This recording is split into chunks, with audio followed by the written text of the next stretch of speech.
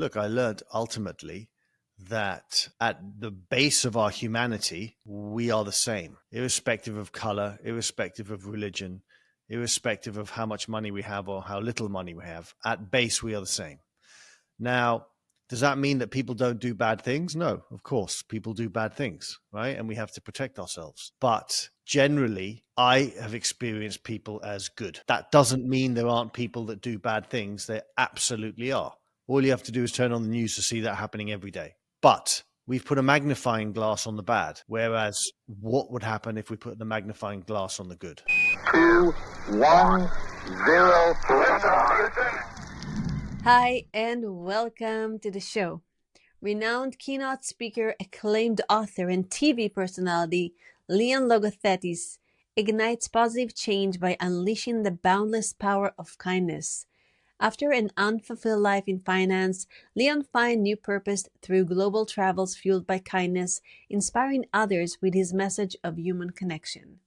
You can also watch his new documentary, The Kindness Within, about his trip to India in search of God and meaning on Amazon. Today we talked about Leon's favorite country. He traveled over 100 countries and he shared 3 of the most favorite ones that he liked. How he survived traveling the world on a yellow vintage motorcycle, only relying on the kindness of people to give him food and shelter.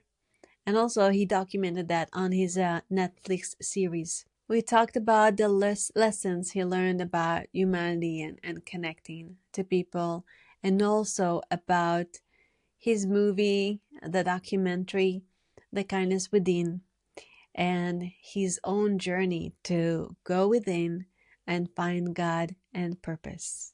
This will inspire you. Leon is magnificent, very unique and kind human being. I had so much fun interviewing him. I'm sure you will have fun listening to that. And now, without further ado, on to the show. Hey, Leon, and welcome to the show. Thank you so much for being here. Before we begin, can you share one beautiful childhood memory with me? That's a great question. So we used to go to my grandmother's island in Greece called Chios. I mean, she didn't own the island, but that's where she was from. And she had a house on the beach. And I remember we used to spend months at a time in the summers on this island. And right outside her house were these rocks, like big rocks, that me and my brothers would always climb on and swim around. And that was something that was a very beautiful childhood memory. Oh, that's amazing. Um, and I want to introduce you to my audience, our audience, and maybe you can share a bit about your journey and how did you find your purpose? I have them all. Yeah, clearly. I mean, so it's a long story, but I'll try and make it as short as I can. And I'm not entirely sure have found my purpose yet, to be honest, but I'm on the way. So I used to be a broker in the city of London, and on the outside, I had everything you could ever want. On the inside, I pretty much had nothing you would want. What do I mean by that? I mean that I was very depressed, very anxious, a lot of anxiety, certainly no sense of purpose. I think I was living someone else's life. And I thought that that was going to be my life for the rest of my life. And then I stumbled across the movie The Motorcycle Diaries. And this was literally 20 years ago. And it's a romanticized version of Che Guevara traveling around South America, relying on kindness. And there was something about that movie that really touched me in a very, very beautiful way. And to cut a long story short, I quit my job and I started to travel around the world relying on kindness. I hitchhiked from Times Square to the Hollywood sign, relying on kindness. I went from London all the way up to Scotland and back to London on kindness. Then I hitchhiked from the Eiffel Tower to Red Square in Moscow on kindness. I moved to LA. I purchased a vintage English taxi and I drove from New York to Los Angeles, giving free cab rides to people. And I did a lot of these types of things. And then I purchased a vintage, for some reason, vintage cars or bikes. I purchased a vintage yellow motorcycle with a sidecar, and I drove it from Los Angeles all the way around the world back to Los Angeles with no money, no food, no gas, no place to stay. And all I had was relying on people like your listeners, relying on kindness. That ended up being a TV show on Netflix. At the end of each episode, we gave an unsuspecting Good Samaritan a life-changing gift. I then did a season 2 of that, where I went from Alaska to Argentina in a 50-year-old yellow Beetle. And everything seemed to be going hunky-dory, right? But what I realized when I got everything I wanted, because I ended up giving speeches, I ended up being on some of the best press and being on Netflix, etc. When I got what I wanted, I realized that the pain that I had suffered and had been suffering had not gone away. It was then that I had my real moment of clarity and my moment of truth. And I realized that the only way I would resolve everything that was going on was by going inside. So I ended up walking to a bookshop. Actually, you said you lived in LA, so I went to you must know this bookshop, the Mystic Bookshop on Abbot Kinney. Remember that bookshop in Venice? Yes. I almost got a reading there, but I ended up not getting the reading. Yeah. Is it still there? It's there, but it's in Santa Monica now. So I ended up going to that bookshop, randomly picking up Paramahansa Yogananda's book, Autobiography of a Yogi.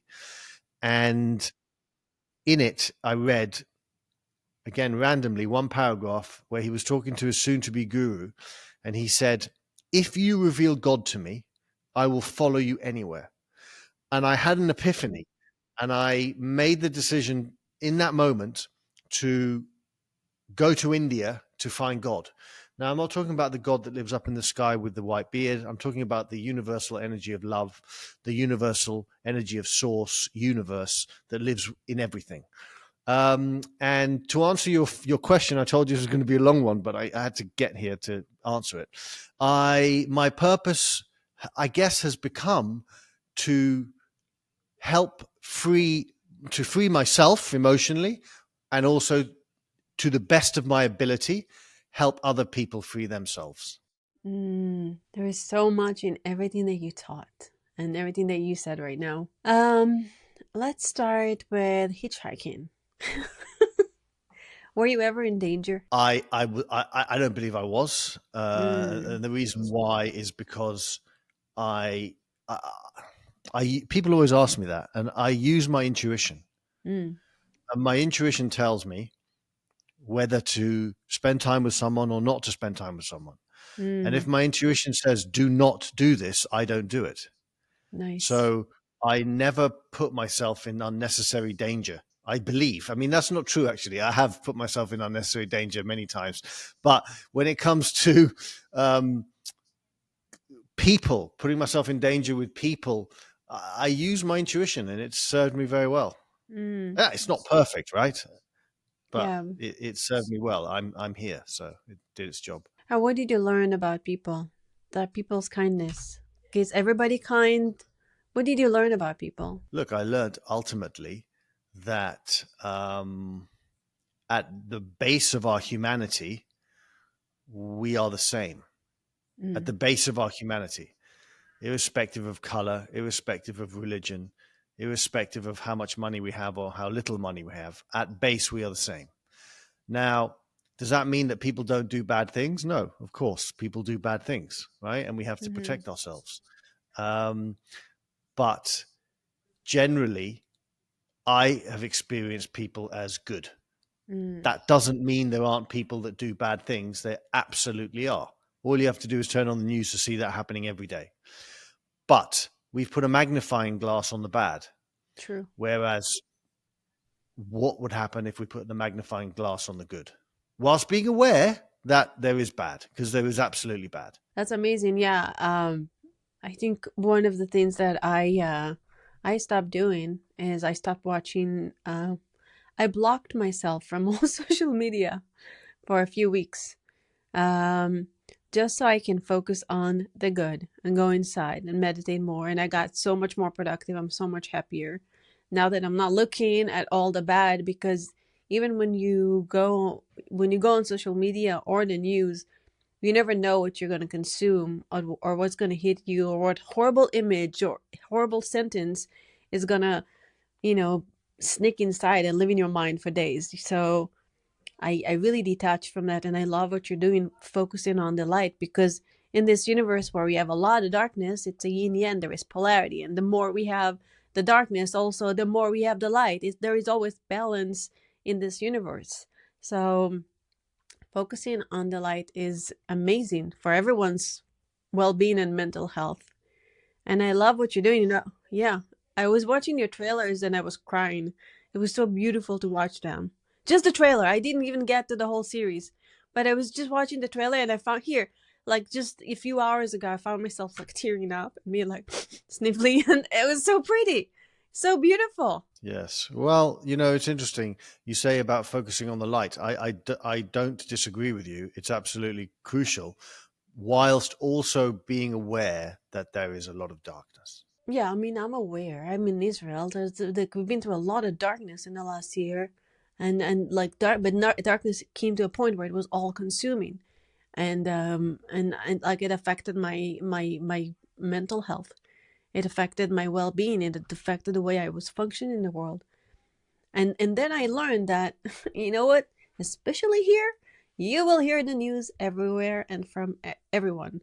Like, I just took a taxi the other day, and he's like, "Oh, those hostages. A few of them are coming back," and just telling people will tell you the news. You will know what happens. Or I'll hear, we are on ceasefire now, but if there is a war, there is siren. I know, I hear the siren.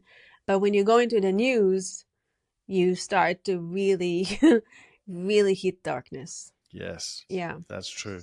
Mm-hmm. You will always be told when something really bad happens or something really good, someone will tell you. Yeah. And so with your journey, so then you went and you did all kinds of acts of kindness. What did you feel better about, giving the prize at the end or receiving the kindness from people? What touched you more? That's a great question. Look, I would say that receiving kindness obviously is a beautiful thing, right? Mm-hmm. I think we all know what it's like to be on the receiving end of unkindness, and that's not very pleasant. Mm-hmm. And hopefully, we all know what it feels like to be on the receiving end of kindness. Yeah. I would say, though, giving is something very beautiful. It's something very unique. And when you give of yourself and you serve and you make another human being feel valued and seen, it's a uniquely beautiful thing. So I would like to both receive and give kindness. I like that too. Give me lots of kindness, people. Yeah, I'm pretty giving. I like that. Yeah, and I like what you're saying. It's both, because if you only give, then you're depleting yourself. If you only receive, then you're just selfish and you do not contribute to society. It needs to be a flow. How do you think people can open their hearts more? Like, they'll find somebody like you in the street telling them like, "Hey, can I stay with you tonight?" I mean, as a woman, I would let you stay with me just because, I got to be safe. But I'm probably going to buy you dinner. Um, so how can people open their hearts more? Well, this is a very simple way that I have done it. And I find a piece of music that touches my heart. And I listen to it on repeat until my entire body is in tune with not my mind, but my soul and my heart. And then I go and live from that place. And again, I don't do it perfectly, right? This is the best version of Leon that you're interviewing. This is the best version of Orion, by the way. There you go. There you are. So it's like a small little practice that really helps me. And it gets me to a place where I can connect with people from the heart. And I can be in a really bad place and I can put on a song and listen to it for 45 minutes and be in a much, much better place. And then that enables me to connect with you, right? I didn't have to do that, by the way. I was fine before we had this conversation. But, there are times when I'm not. Yeah. And it's so simple. It's so simple. If someone is having a bad day or they're anxious, it's such a simple little tool. Of course, if there's a serious problem, of course, speak to a therapist, go to a psychologist, right? I get that. But this is something that you can do at any point during the day, any point. It's like the opposite of watching the news. If you're anxious and you watch the news, you're just going to become more anxious and you're going to be more filled with anxiety and maybe hatred, right? But if instead of watching the news, you put on some music that goes straight into the center of your being, you are going to come to the world in a much purer state. Does that make sense? Make total sense. And I wanted to know what kind of music inspires you. Lots of different types, right? It depends on my mood. Like today I woke up happy, so I was just listening to dance music, right? And I was like, I should do this more often, right? Other times I wake up maybe not so happy and maybe more anxious and a little depressed, let's say. So I will listen to the music that will ground me, whether it's chanting music, whatever type of music. I mean, there are certain types I don't like, but generally I pretty much like all types of music. That's good. Yeah. There is also all this, the high vibration music where it's a certain hertz that is good for love, connection, and all that. Like healing music.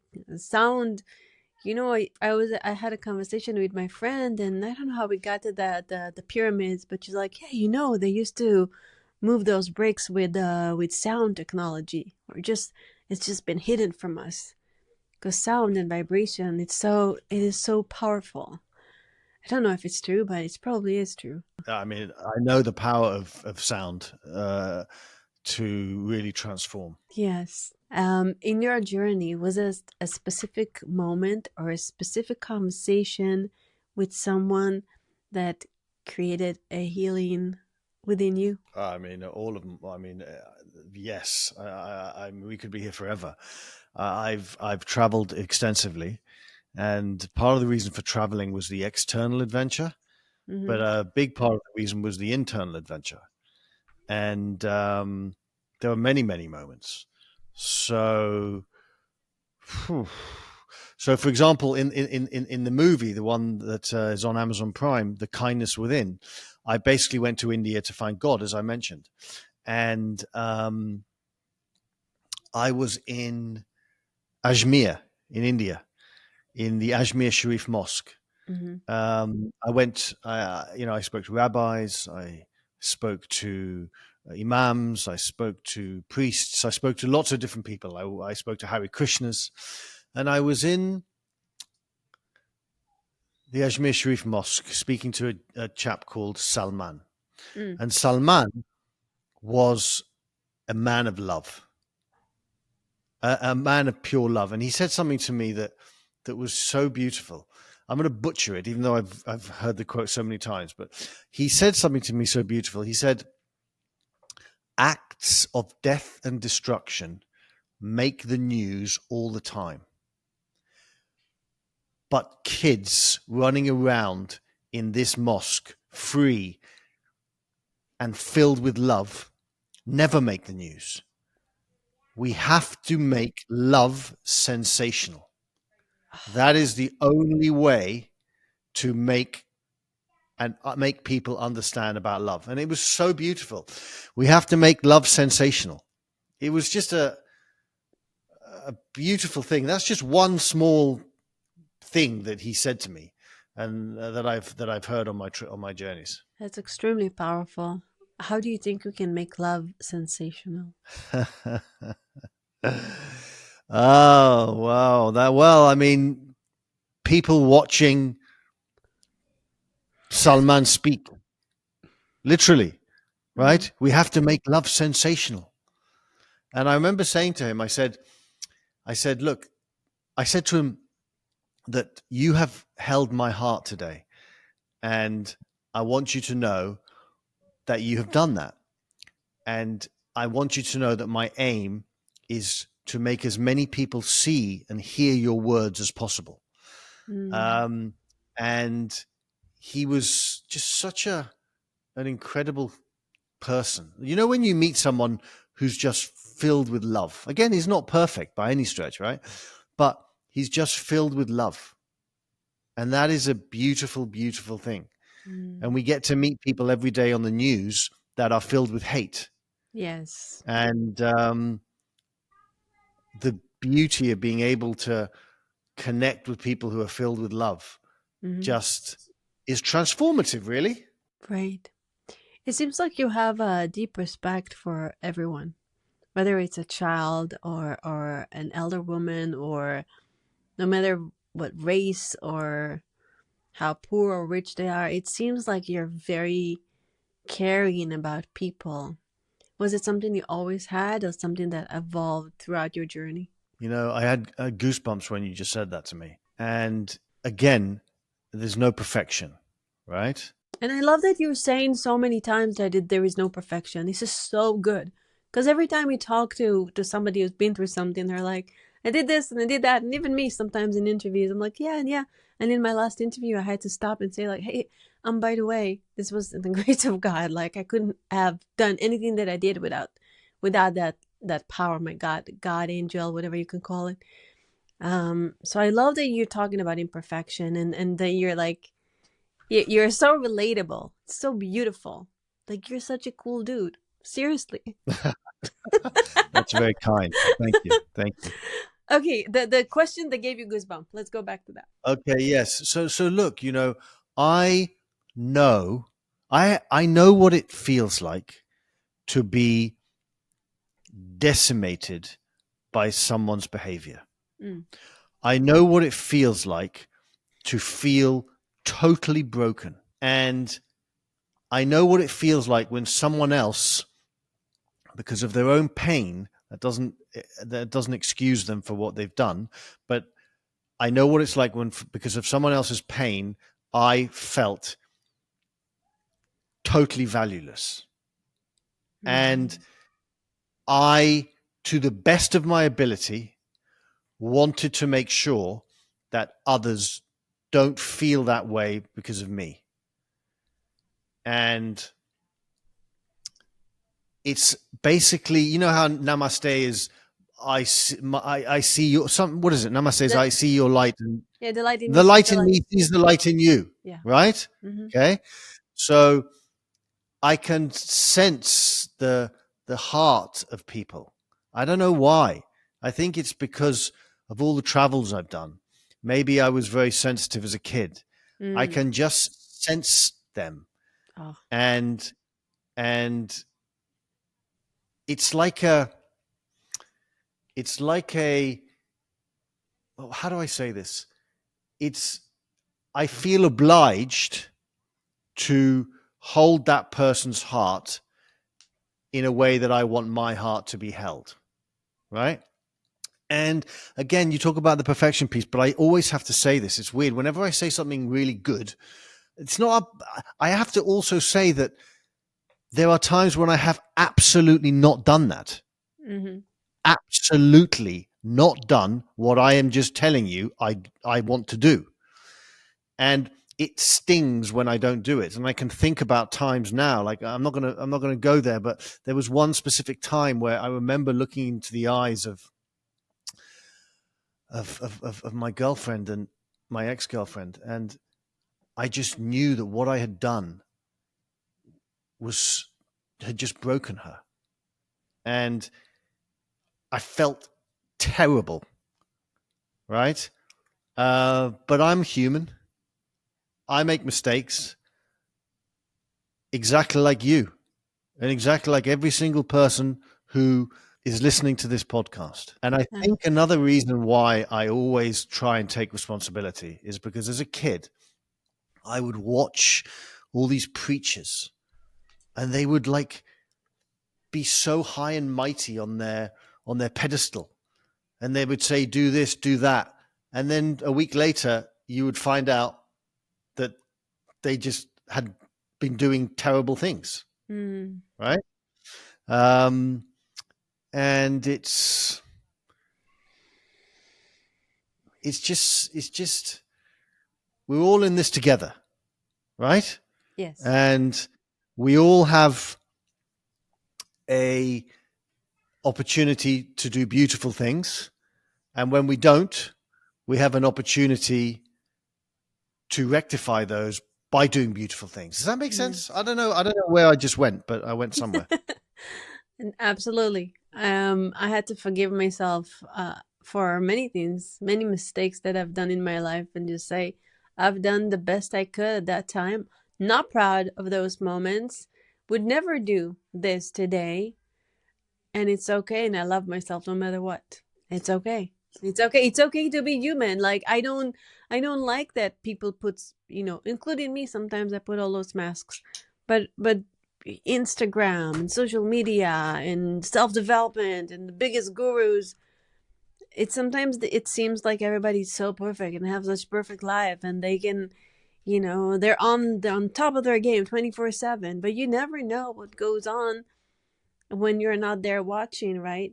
If you can just be a fly on the wall of some of the most spiritual people in the world, you'll be like, I don't want to be like them, actually. Right? No one is perfect. No one. Mm-hmm. And I actually don't like social media either. I'm very rarely on it because sometimes even the positive stuff is negative. I don't know if that makes any sense. It makes sense because it's everything is wrapped with bubble gum. Everything seems like it's only one thing. It's like either light or either darkness, and sometimes there is nothing in between. And then you see like all those posts from people who are always like love and light and healing and da da da da da da, and it doesn't feel right. It doesn't feel real, and then it's hard to relate. Or people that are watching feeling like they're less than. So we're all perfectly imperfect, and it's perfectly fine. Yes, and didn't Rumi once say, "I will meet you in the field between right and wrong," something like that. I like that. Beautiful. How do you still have a lot of fears that you're dealing with? How do you conquer fear? How do I conquer fear? Sometimes I just don't think about it. Like, for example, on my journey around India, getting up and leaving my home and going to India to find God, if I'd actually thought, of course, I realized I didn't need to go to India to find God, right? But I needed to go to India to realize I didn't need to go to India to find God. Oh, it's like that book. What's that book where he went all the way to Egypt to find the treasure, and then he came back to find the treasure was in book. Is that The Alchemist? Yes. Sorry if you didn't read the book yet, but that's the end. Yeah, it's fear. I try my best not to think too far ahead. My best, right? Because if I think too far ahead, I mean, I would never leave my house. It's the same thing, like, for example, with the movie, I just went. I didn't think about everything that was going to happen. I didn't think about all the people I was going to meet. I didn't think about the border guards saying you can't come in. I didn't think about the editing process. I didn't think about all of the things that went wrong. The tummy ache you got probably at least once. Do you know what? I'm very careful about how I eat in India because I have a very weak stomach. So I actually did not. Every time I went to India, a couple of times, every time I went, no matter, like, I ate in really good places, still, I always got tummy aches. Yeah, no, you have to be careful. Yeah, no worries. So basically, when it comes to fear, I just do the first step. I don't think about the 57th step or the second step. I just think about the first step, and that makes it easier. I want to be more like you. Well, like I said, Orion, this is the best version of Leon. So if this was the worst version of Leon, you would be like, I do not want to be anything like this man. No. Why am I That's even right. interviewing him? No, but that's really smart advice to just not analyze and think about all the million steps, because that can create fear. Honestly, Oh, absolutely. I conceived my son through IVF, And if I knew what I was going through to get this beautiful treasure, I would probably have a lot of fear. But because I didn't know what it was going to be like, I had a lot of courage, like not knowing what's going to be at the end. Yeah, sometimes it's good not to know. It is good not to know sometimes. Yeah. So you've been through over 100 countries, was it? Yes, I've been to over 100 countries. Wow. I only got to 40, 40 something. That's pretty good. I'm behind you though. I'm behind you. I need to catch up. Well, doesn't take that long if you put your mind to it. I'm sure you can get there. Yeah, right now I'm I have a son and I'm probably not going to travel that much, but yeah, by the time I'm 80 probably will. So which country is your favorite? Which country was like, can you share a little bit about like the some countries that stood out as far as people and how they treated you, or Sure. yes. So my favorite countries are New Zealand. Been there. Oh, what an amazing place, right? It's Incredible. like a Photoshop picture, but better. Yes. Also, I would say Tanzania. Tanzania because of the people. I mean, they just, heart-centered people. It was a magnificent experience. Tanzania is in Africa, right? Yes, it's in East. So I never got to Africa. You should go one day. Okay, that's my dream, to do a safari in Africa. Thank you for reminding me of that dream. Yeah, no worries. Okay. And then I would say I also really loved Oman. Oman in just next to Saudi Arabia. It was just Okay. south of Saudi Arabia. It's just such a beautiful country, and the people were so friendly and so kind, and it was a beautiful, beautiful experience. That's beautiful. And so do you still like, do you think like now the way you deal with negativity or negative people is different than in the past after all this experience? I would say one of the best ways I deal with negative people is I try my best not to deal with negative people. That doesn't mean that I can always get away from without not dealing with negative people, of course, right? But I try my best not to. I don't engage. I try not to engage. And I don't engage. I try not to engage. So it seems like you achieved so much as far as the books you wrote, the huge speaking engagement, being on, the best talk shows, having a Netflix series and a movie on Amazon, correct? Yes, The Kindness Within, A Journey to Freedom, which is the movie about my search for God. Mm-hmm. What do you think is next for you? Whenever I do interviews, and I've done a few, it always seems to be a question, not just for me, but for anyone, right? What's next? And I would always have an answer until recently, because I made a decision to focus my energy on the movie, create the movie, edit the movie, promote the movie. And I said to myself, I am not going to do anything until all of these things are finished. And whatever will be, will be. So I have no plans. Something will come or not. We'll see. That's awesome. I like that. Yeah. Are you very disciplined? I can be insanely disciplined. Yes. I can absolutely. I don't know where that comes from, but I can be insanely disciplined. So if you don't know where it came from, you cannot teach me how to be more disciplined?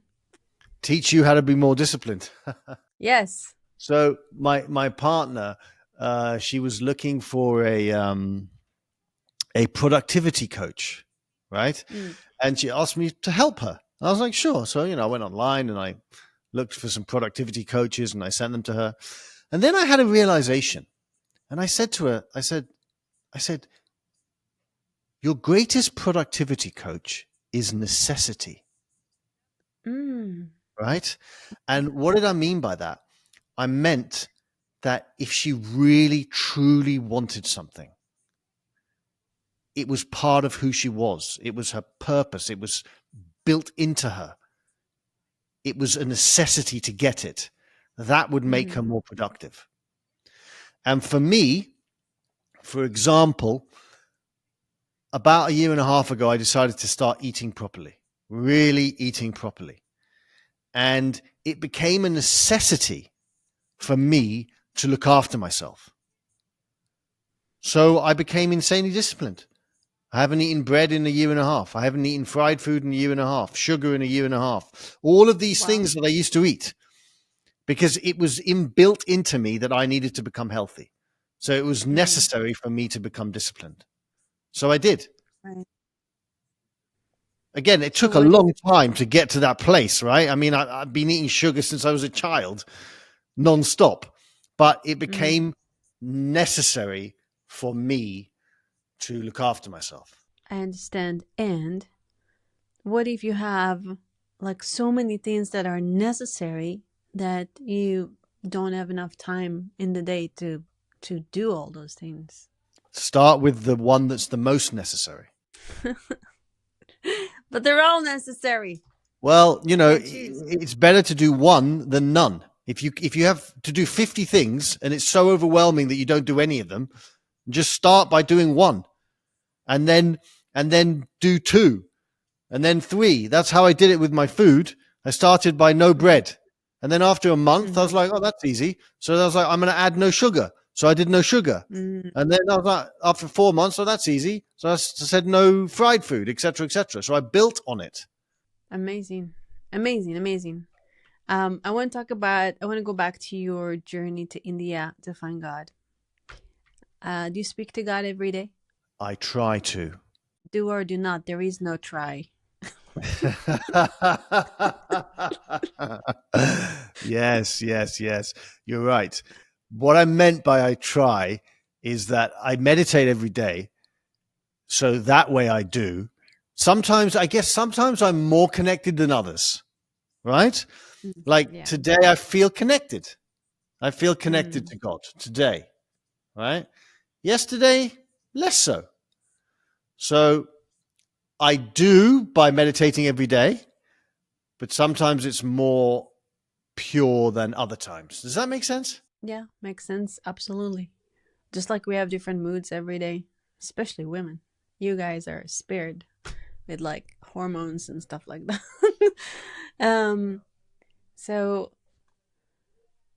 So you connect through meditation. Have you ever felt the presence of God in a way that made you feel like, okay, there is a God and I am connected? Absolutely. I can just go on a hike and feel connected to God. I can listen to the music like I mentioned to you earlier and feel connected to God. I can wake up in the morning and look outside my house and look at the trees and feel connected to God. 100%.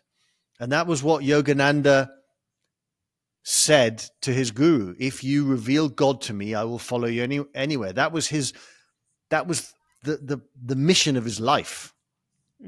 Was that. And once you feel that presence, it's like an addiction, but a good addiction, right? It's like an addiction to love. It's an addiction to purity. It's an addiction to what will always be. And it's hard to, it's easy to kind of explain it intellectually, but unless you felt it, it's hard to truly understand it. And going to India enabled me to have glimpses of it, to understand it, and I can get there easier these days. Again, not always by any stretch, but I can definitely get there easier.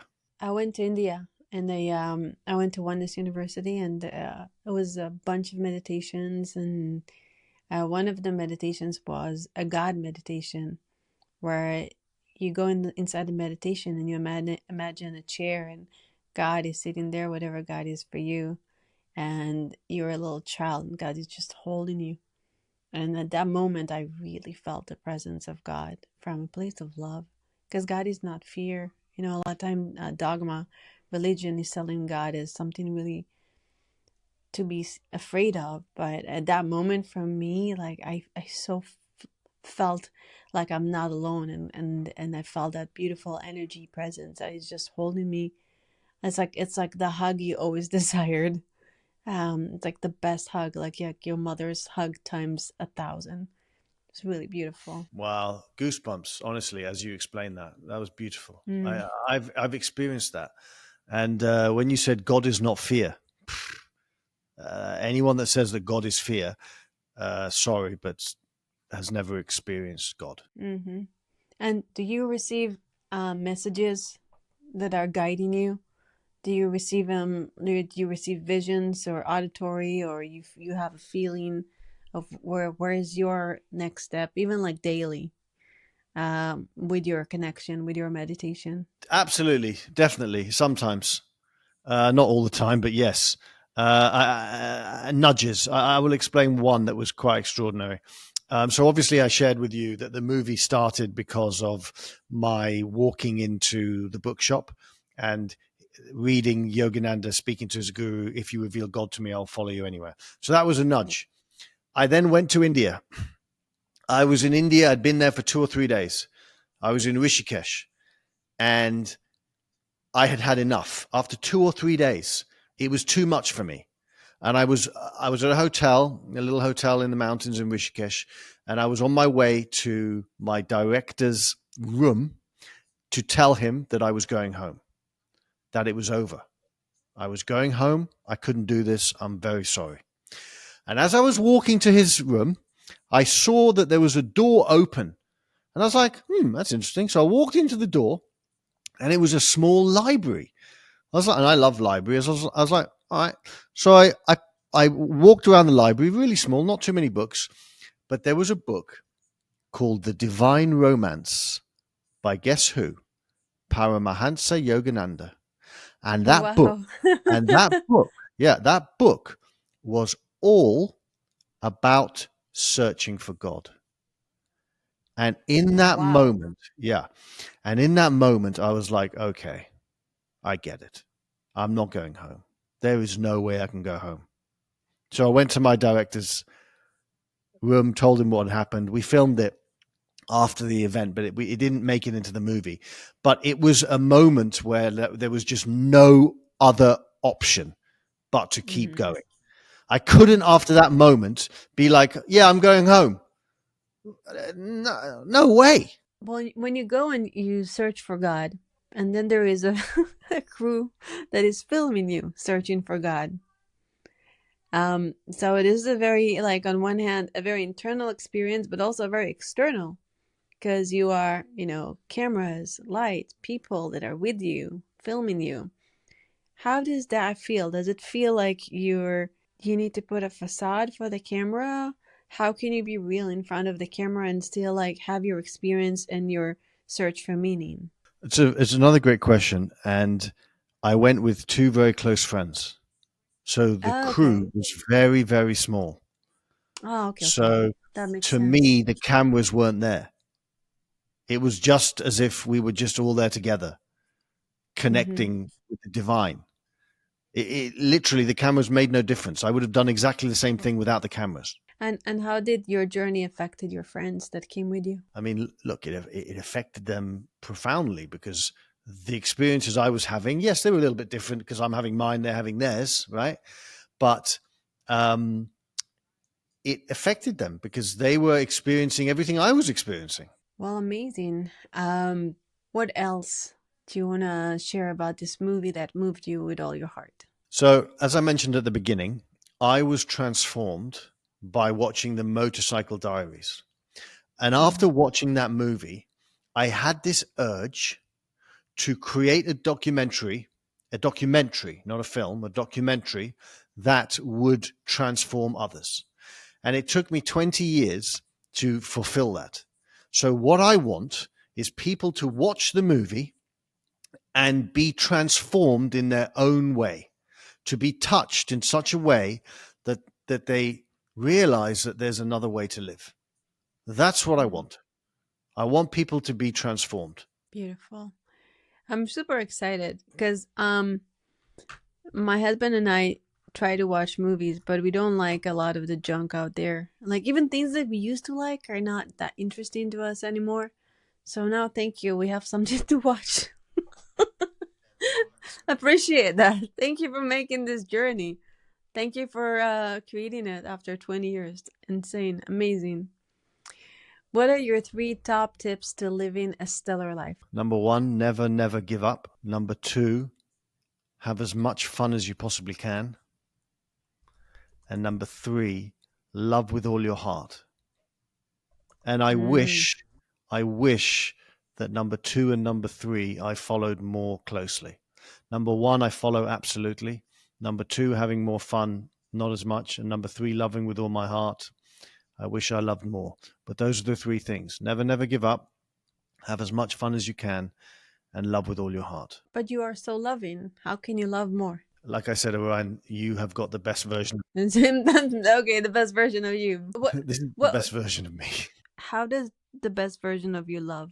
What does it mean to love with all your heart? Just to see another human being, just to see oneself and to live from a grounded place of love and to be respectful, to honor others, to create something magical from a place of love.